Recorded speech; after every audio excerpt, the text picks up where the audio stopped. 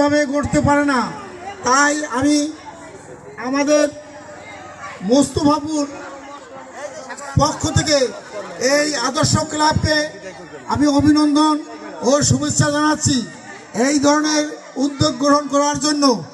আজকে যেই দুটি দল অংশগ্রহণ করেছে ফাইনাল পর্যায়ে, তা হচ্ছে মোস্তফাপুর বড় ব্রিজ আদর্শ স্মৃতি সংঘ ও মোস্তফাপুর বড় মেয়ে শেখ রাসেল স্মৃতি সংসদ।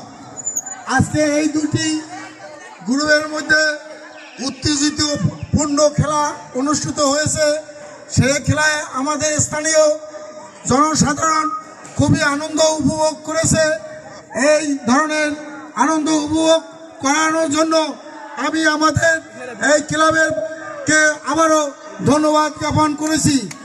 এখন আমাদের এই দুটি বিদ্যমান দলের মধ্যে খেলায় চ্যাম্পিয়ন হয়েছে রাসেল একাদশ ও রানার চাপ হয়েছেন মোস্তফাপুর বড় ব্রিজ আদর্শ সংঘ। এই দুইটি ক্লাবের মধ্যে আজকে পুরস্কার বিতরণ করবেন আমাদের মাদারপুর জেলা বিএনপি সাবেক আহ্বায়ক, স্বেচ্ছাসেবক দলের আহ্বায়ক জনাব মোহাম্মদ মাহবুব খান এই পুরস্কার অনুষ্ঠানের বিতরণ করিবেন।